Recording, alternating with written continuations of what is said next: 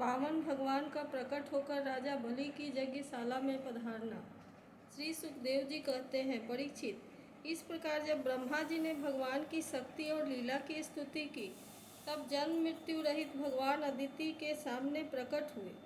भगवान की 4 भुजाएं थी, उनमें वे शंख, गदा, कमल और चक्र धारण किए हुए थे। कमल के समान कोमल और बड़े बड़े नेत्र थे।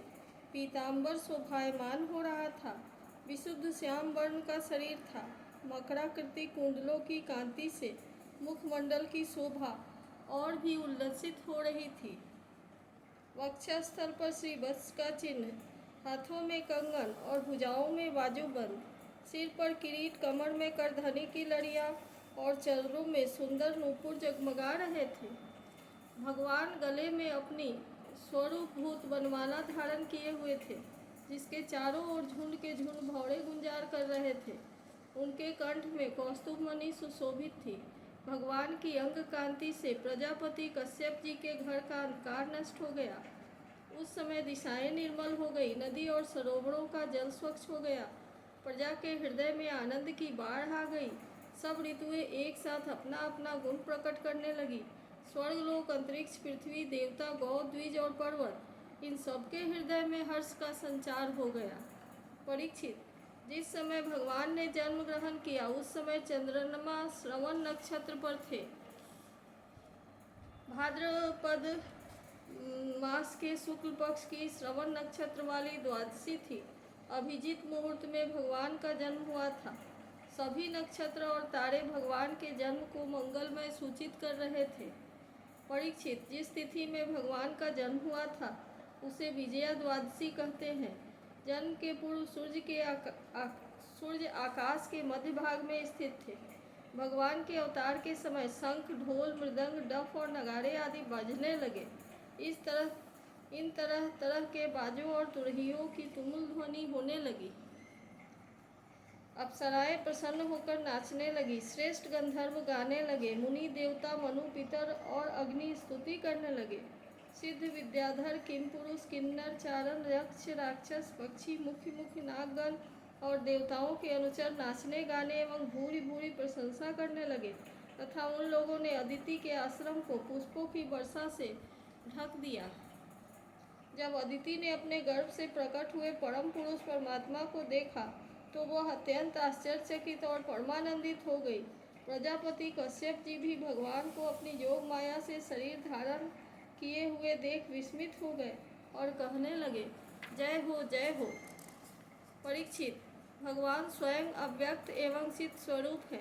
उन्होंने जो परम कांतिमय आभूषण एवं आयुधों से युक्त वह शरीर ग्रहण किया था, उसी शरीर से कश्यप और अदिति के देखते देखते वामन ब्रह्मचारी का रूप धारण कर लिया। ठीक वैसे ही जैसे नट अपना वेश बदल ले। क्यों न हो, भगवान की लीला तो अद्भुत ही है। भगवान को वामन ब्रह्मचारी के रूप में देखकर महर्षियों को बड़ा आनंद हुआ।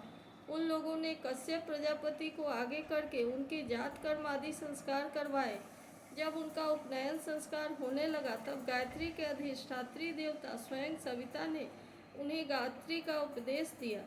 देवगुरु बृहस्पति जी ने यज्ञोपवीत और कश्यप ने मेखला दी।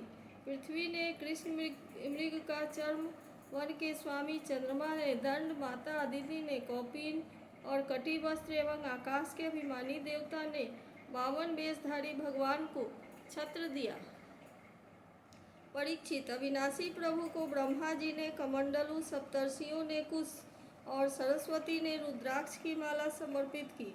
इस रीति से जब वामन भगवान का उपनयन संस्कार हुआ, तब यक्षराज कुबेर ने उनको भिक्षा पात्र और सती शिरोमणि जगत जननी स्वयं भगवती उमा ने भिक्षा दी।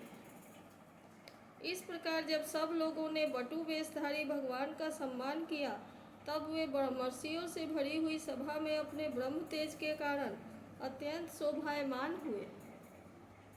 इसके बाद भगवान ने स्थापित और प्रज्वलित अग्नि की कुशों से परिसमूहन और परिस्तरण करके पूजा की और समिधाओं से हवन किया। परीक्षित, उसी समय भगवान ने सुना कि जब सब प्रकार की सामग्रियों से संपन्न यशस्वी बलि भृगुवंशी ब्राह्मणों के आदेशानुसार बहुत से अश्वमेध यज्ञ कर रहे हैं, तब उन्होंने वहाँ के लिए यात्रा की भगवान समस्त शक्तियों से युक्त हैं। उनके चलने के समय उनके भार से पृथ्वी पग पग पर झुकने लगी। नर्मदा नदी के उत्तर तट पर भृगुकुक्ष नाम का एक बड़ा सुंदर स्थान है। वहीं बलि के भृगुवंशी ऋत्विज श्रेष्ठ यज्ञ का अनुष्ठान करा रहे थे। उन लोगों ने दूर से ही वामन भगवान को देखा तो उन्हें ऐसा जान पड़ा मानो साक्षात सूर्य देव का उदय हो रहा हो। परीक्षित, वामन भगवान के तेज से ऋत्विज, यजमान और सदस्य सब के सब निस्तेज हो गए थे। वे लोग सोचने लगे कि कहीं यज्ञ देखने के लिए सूर्य, अग्नि अथवा सनत कुमार तो नहीं आ रहे हैं। भृगु के पुत्र शुक्राचार्य आदि अपने शिष्यों के साथ इसी प्रकार अनेकों कल्पनाएं कर रहे थे।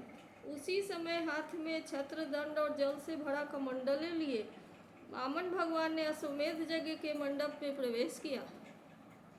वे कमर में मूंज की मेखला और गले में यज्ञोपवीत धारण किए हुए थे। बगल में मृगचर्म था और सिर पर जटा थी। इसी प्रकार बौने ब्राह्मण के वेश में अपनी माया से ब्रह्मचारी बने हुए भगवान ने जब उनके यज्ञ मंडप में प्रवेश किया तब भृगुवंशी ब्राह्मण उन्हें देखकर अपने शिष्यों के साथ उनके तेज से प्रभावित एवं निष्प्रभ हो गए। वे सब के सब अग्नियों के साथ उठ खड़े हुए और उन्होंने वामन भगवान का स्वागत सत्कार किया। भगवान के लघु रूप के अनुरूप सारे अंग छोटे छोटे, बड़े ही मनोरम एवं दर्शनीय थे। उन्हें देखकर बलि को बड़ा आनंद हुआ और उन्होंने वामन भगवान को एक उत्तम आसन दिया। फिर स्वागत वाणी से उनका अभिनंदन करके पांव पखारे और संग रहित महापुरुषों को भी अत्यंत मनोहर लगने वाले वामन भगवान की पूजा की। भगवान के चरण कमलों का धोवन परम मंगलमय है। उससे जीवों के सारे पाप ताप धुल जाते हैं। स्वयं देवाधिदेव चंद्रमौली भगवान शंकर ने अत्यंत भक्ति भाव से उसे अपने सिर पर धारण किया था। आज वही चरणामृत धर्म के मर्मज्ञ राजा बलि को प्राप्त हुआ। उन्होंने बड़े प्रेम से उसे अपने मस्तक पर रखा। बलि ने कहा, ब्राह्मण कुमार, आप भले पधारे। आपको मैं नमस्कार करता हूँ। आज्ञा कीजिए, मैं आपकी क्या सेवा करूँ। आज ऐसा जान पड़ता है कि बड़े बड़े ब्रह्मर्षियों की तपस्या ही स्वयं मूर्तिमान होकर मेरे सामने आई है। आज आप मेरे घर पधारे, इससे मेरे पितर तृप्त हो गए। आज मेरा वंश पवित्र हो गया। आज मेरा यह यज्ञ सफल हो गया।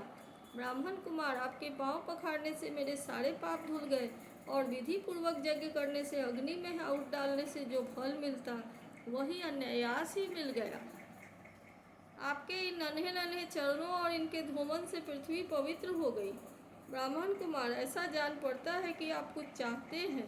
परम पूज्य ब्रह्मचारी जी, आप जो चाहते हैं, गाय, सोना, सामग्रियों से सुसज्जित घर, पवित्र अन्न, पीने की वस्तु, विवाह के लिए ब्राह्मण की कन्या, संपत्तियों से भरे हुए गांव, घोड़े, हाथी, रथ, यह सब आप मुझसे मांग लीजिए। अवश्य ही यह सब आप मुझसे मांग लीजिए। इति श्रीमद्भागवते महापुराणे पारमहंस्यां संहितायां बलि वामन संवादे अष्टादशोऽध्यायः।